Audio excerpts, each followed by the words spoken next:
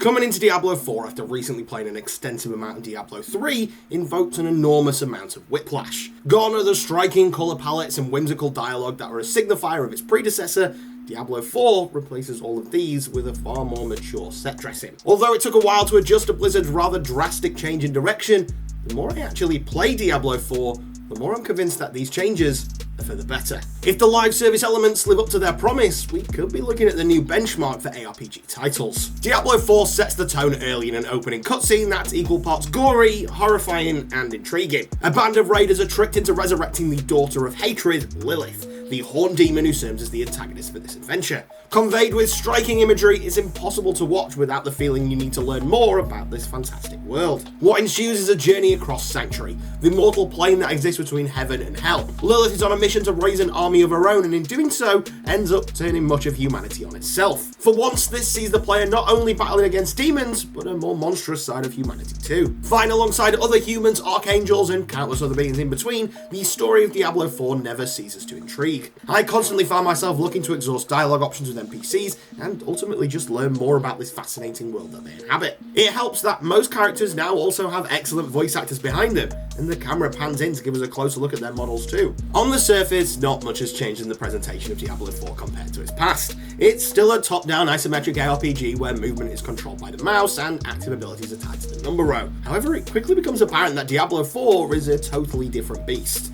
What hits you first is how much slower Diablo 4 is to play. With the camera pulled in a little tighter, you're forced to give the immediate world and characters a lot more attention. Movement is a touch slower too, with attacks feeling heavier and much more intentional. The way you navigate Sanctuary has totally changed, with the world completely open and segmented into different zones. These can be traversed at your own leisure and make for an environment that feels connected and seamless. Combine all of this with visuals that are dirty, gritty, and a whole lot gorier, and you've got a hell of a tonal shift if you've just finished playing through Diablo 3. These changes are for the better though, giving us a Diablo that's not only more consistent with its source material, but confident in the way that it speaks to both its gameplay mechanics and its overall presentation. Like most other ARPGs, Diablo 4 asks players to pick one of 5 classes: Barbarian, Druid, Necromancer, Rogue, and Sorceress. Each has its own unique characteristics and skill trees, lending them to completely different playstyles. For example, the Necromancer relies on defeating enemies and raising them against their pals. Meanwhile, the Barbarian class is a solid shout if you're a big fan of whacking demons with glorified sticks. A more outlandish choice would be the Druid, which sees players shapeshift between different forms as they wreak havoc on the inhabitants of Sanctuary.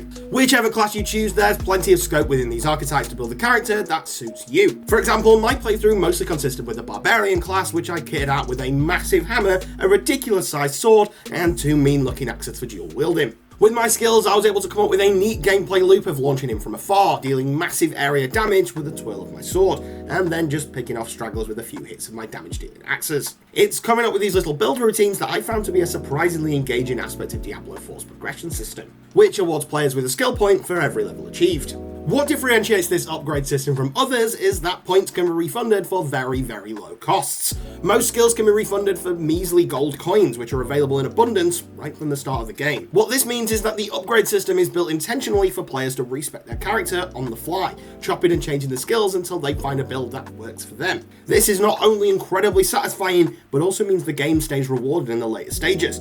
Players are no longer locked out of using specific weapons because their build just doesn't support them. A major departure for combat this time around is a dedicated combat roll button that's assigned to every class. This is a signifier in how Diablo 4's combat has been built with movement in mind. The days when players could mindlessly spam kills on cooldown while stationary in the same spot are over. Boss fights and even some regular combat encounters will test the player's skills, requiring them to reconsider correct character positioning, skill use, and healing item timing. It's a massive upgrade over the combat systems we've seen in previous Diablo games. If there's one thing that Diablo 4 isn't short of, it's things to do. If you want to mainline the story, then it's totally possible. I found that my character tended to level up accordingly with the requirements of the campaign. However, just a few hours into the first act, and my quest log was already bursting at the seams with side objectives to complete. Not only that, but the different regions of Sanctuary are also brimming with abandoned mines, buildings, or caves to search and clear. Each serving as mini dungeons, there's always something shiny to expect at the end of the path. and always a tidbit of lore to pick up along the way. Diablo 4 also plans to extend its life cycle significantly with the transition to a live service update schedule. While wandering the world, you'll regularly come across other players taking part in world events, the vast majority of which are challenging and rewarding to take part in. Not only that, but it also makes the world feel more alive than ever before, which is surprising for a game that's just filled with the undead. It remains to be seen whether Diablo 4 will feature continued quality support over the next few months, but regardless, even if you're not interested in playing Diablo 4 as a live service game, there's far more than enough available at launch day to satisfy most single-player ARPG fans. Diablo 4 has taken everything that fans love about the ARPG format and elevated it to new heights, with a fascinating world to explore, a strong cast of characters, and purposeful combat. It sets a new standard for this genre. The wheel might not have been reinvented, and the live service promise is yet to be fulfilled, but nevertheless, anyone who's picking up Diablo 4 at launch will find themselves playing a very strong package with plenty of promise.